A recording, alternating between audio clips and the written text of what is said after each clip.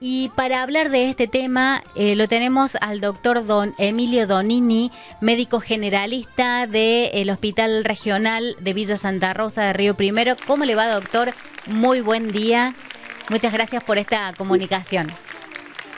No hay problema. Buenos días. Buen día. Bueno, vamos a hablar de dengue.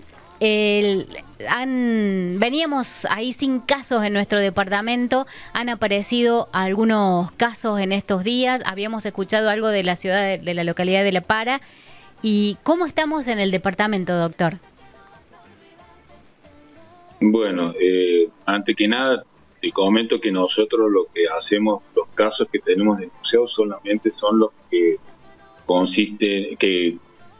concurren a nuestro hospital o de las localidades vecinas que vienen y mandan pacientes para tomar la muestra. Bien. Entonces no podemos tener una estadística total, pero sí tenemos casos de Diego de Rojas, 2 confirmados por la serología, y hay muchos en estudios más, 1 de La Puerta y 1 de Montecristo. Actualmente son los casos que tenemos confirmados. Hay más material que está enviándose y sabemos de que hay otros pacientes que por la parte privada han consultado en clínicas de Córdoba y que le ha dado positivo el test de dengue. Pero esos casos no podemos nosotros confirmarlos porque no los tenemos en el sistema de la salud pública. Claro. Bueno, es importante y reiterar el cuidado y la prevención de esta enfermedad, y una situación que no habíamos escuchado hasta el momento es que dentro de los casos, que bueno, ya los vamos a estar nombrando, dentro de los síntomas habituales de esta enfermedad, hay algunos casos que se han dado sin mucha sintomatología. Sí, lo que pasa es que el virus al ingresar al organismo, persona, de acuerdo a su capacidad defensiva, puede reaccionar más o en menos grado y puede tener pocos o no tener síntomas. De hecho, hay más o menos por la bibliografía un 75% de los pacientes que son asintomáticos.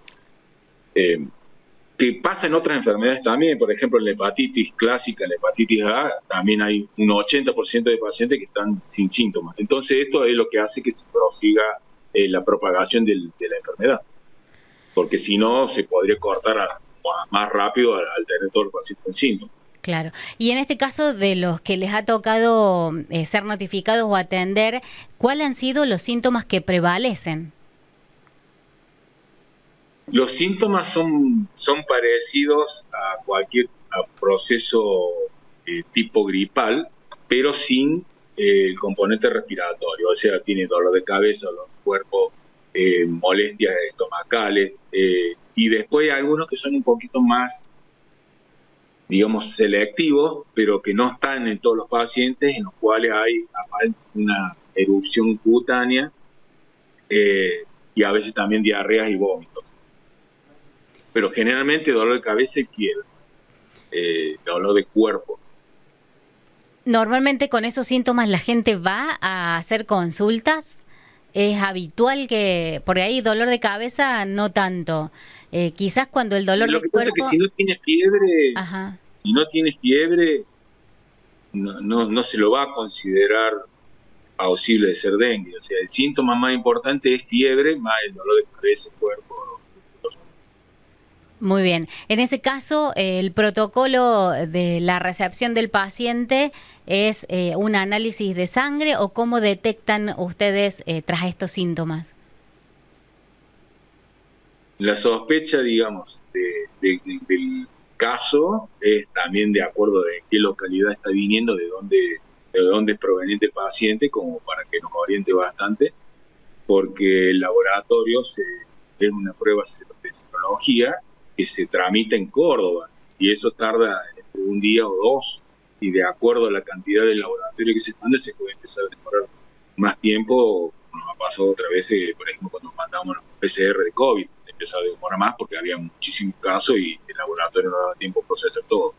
Pero cuando el paciente ingresa y tiene síntomas subjetivos, se toma un laboratorio que se divide en 2 partes. Una que se traslada a Córdoba para el diagnóstico definitivo, y una para ver la condición general del paciente. En esos laboratorios de condición general del paciente puede ya haber algunas alteraciones que nos hacen sospechar más de que pueda ser un caso de dengue. Una alteración en los glóbulos blancos, en la plaqueta, alguna afección un poco del hígado. ¿Hay conciencia de la gente bueno, en realidad ustedes saben cuando llega al hospital, pero de la peligrosidad de quienes han sido picados años anteriores a una segunda picadura de otra cepa, de otro mosquito que tenga dengue? Y acá nosotros no hay mucha conciencia porque no hemos tenido otro brote previo. Sí puede ser en localidades como Balneario, Maruña, que ya tuvieron, la gente ya se cuida un poco más. O sea que no se han dado tampoco, bueno, si bien han sido poquitos los casos en nuestro departamento, hay que tener especial cuidado en una segunda picadura. El mosquito ese ya se quedó acá. Lo que le estamos diciendo a los pacientes que, bueno, lamentablemente van a tener que ir acostumbrándose que ese bicho está y que va a haber que combatirlo continuamente, que si no tiene mosquitero en su casa, vaya planificando un gasto para ponerlo, porque el año que viene, si zafamos de esta, no va a tocar el año que viene y así progresivamente. El bicho ese no se va a ir. Entonces, ya hay que tener un mecanismo para tratar de atenuar las condiciones para que no se presente una enfermedad. Aparte de, doctor, aparte de estas recomendaciones de los mosquiteros, ¿cuáles serían otras más que tenemos que tener en cuenta?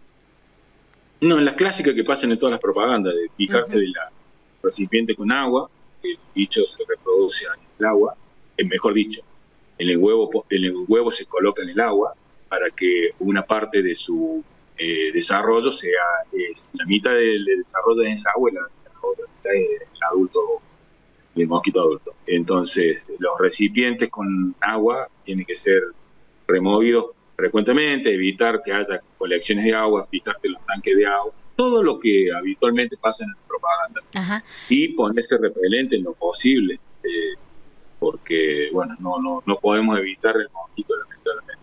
Claro. Estos días de frío van a colaborar a disminuir un poco el tránsito o el crecimiento del mosquito. Un poco, un poco porque la variabilidad térmica del crecimiento y desarrollo de la larva es bastante. Así que por eso no se va nunca. Disminuye un poco la cantidad, pero no así, el número no va a desaparecer. La temperatura tiene que ser muy baja para que el mosquito no se reproduzca. O sea que vamos a tener que seguir conviviendo con esta situación, sí, a pesar de que ya está o sea, que ya estamos en otoño. Sí. El tema es que el bicho permanece, pero no necesariamente el dengue, que es el virus que transmite el mosquito, va a permanecer. Puede que empiecen a disminuir los casos y no queden pacientes con el virus circulando, entonces los mosquitos no tengan cómo reproducirlo en otros pacientes. Pero el mosquito ya queda. Bien, perfecto. Entonces son dos cosas distintas, no sé si se entiende lo que yo digo. O sea, el virus cuando ingresa al organismo produce la enfermedad o no, porque puede ser asintomático, y permanecen en esas personas durante unos 7 a 10 días, variablemente, puede unos días más. En ese momento el paciente que tiene el virus con o sin síntomas es picado, ese mosquito al picar a otro paciente lo va a seguir reproduciendo el virus en otra persona. Si los casos de dengue, de los enfermos de dengue, disminuyen y no va a haber virus ya y el mosquito va a picar a personas sanas, pero el mosquito va a estar. Y el problema de que este mosquito también transmite otros virus y va a venir, digamos, una persona que ha estado en Centroamérica con malaria y si viene con el bicho ese acá lo pica y vamos a tener malaria también. Entonces el mosquito es el problema porque lo transmite, no es la enfermedad. Claro, claro. Es el cuidado del ser humano de no contagiarse también en algún lugar Claro. de esta enfermedad y después Exacto. O sea, ser el portador. la persona con la enfermedad no se aísla con COVID, pero es recomendable que no ande circulando mucho, Claro. porque al picarle un mosquito de otro lugar, va a llevar la enfermedad a ese lugar donde está el mosquito. El mosquito se desplaza en un espacio limitado de metros cuadrados. Por eso se fumiga, se hace un bloqueo de acuerdo a zonas y habla de la localidad donde está el paciente fuente para tratar de bloquear las manzanas alrededor del paciente que está contagiado. Pero no es que el paciente tenga que estar aislado totalmente. Es más, hay muchos pacientes que son asintomáticos y no saben que tienen el virus y están repartiendo el virus, la enfermedad, ¿me entiendes? Claro. Entonces, lo ideal es que cada persona que salga, y estamos en una cantidad de mosquitos que es impresionante, que se ponga repelente para evitar que los siga picando, o para contagiarse o no diseminar la enfermedad. Claro, clarísimo, doctor. Agradecemos mucho este tiempo dispuesto para nosotros y aclararnos y para que seamos más conscientes y estemos más atentos de estas situaciones, porque también, bueno, como bien decía usted, nosotros podemos ser la fuente de la propagación. El mosquito por ahí no está enfermo y lo enfermamos nosotros. Mira, sí. Hay que estar alerta de una enfermedad que el 80% de los pacientes que tienen síntomas va a generar síntomas menores o leves, digamos. Esto no quiere decir que no tenga mucha fiebre ni tenga muchos dolores, pero no es un paciente que se interna, me refiero. Y hay un porcentaje de pacientes que van a tener una enfermedad un poco más grave, que ya van a requerir una atención médica, digamos, más dirigida. Y en esos casos, digamos, a algunos de estos pacientes se pueden complicar un poco más, pero son un porcentaje muy bajo. Dentro de la primer picadura. ¿Cómo? Dentro de lo que es la primer picadura. Sí, o sea, si yo me pica un mosquito que tiene el virus, en un lapso de entre 5 y 7 días puedo tener síntomas, y ese inicio de síntomas va a ser con fiebre, dolor de cabeza, Sí. decaimiento, náuseas, vómito, dolor abdominal, a veces ronchas en el cuerpo. No aparece todo junto, va a ir apareciendo, digamos, paulatinamente. A veces inclusive puede ir a consultar al médico y el médico que lo ve no piensa que es dengue porque ve que puede ser otra enfermedad. Pero en 2 o 3 días pueden aparecer los otros síntomas que ya van a alertar al profesional que lo atiende. Ahí se debería hacer el diagnóstico, digamos, con el suero, todo. Por supuesto, también implica asociar el caso del paciente con quien vive. Si yo en mi casa ya tengo un caso confirmado de dengue y yo empiezo con síntomas, es dengue, no le vamos a hacer análisis para determinar que tiene dengue. Ya es considerado dengue. Sí se lo va a controlar para ver cómo sigue su proceso de enfermedad, pero son dos cosas distintas. Eso va claro también para que si hay algún familiar que tiene dengue, no todos los demás se le tiene que hacer análisis. Sí va a tener que ser controlado, pero no todos los pacientes que vengan van a tener que hacer ese análisis para ver si lo que yo tengo es dengue también. No, ya se considera que si hay un caso confirmado de dengue en el grupo familiar y otro de la familia comienza con los síntomas, es dengue. Muy bien, doctor. Ha sido sumamente clara la explicación y bueno, seguramente esperemos que no se siga propagando, que venga un frío lindo para que por lo menos se corte en algo esta situación, pero cualquier otro motivo vamos a seguir molestándolo seguramente. Sí, lo importante es descacharrar, controlar todos los recipientes que pueden juntar agua en el domicilio y ponerse repelente. Sí, eso es lo que tiene que hacer la población en general.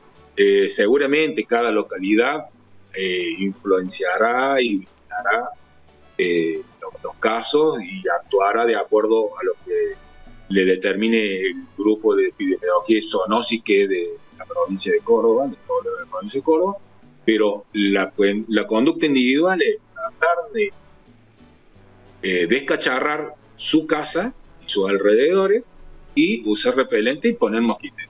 Muy bien. Muy bien, muchísimas gracias, doctor Donini Emilio, del Hospital Regional de Villa Santa Rosa, hablándonos de esta situación del dengue. Bueno.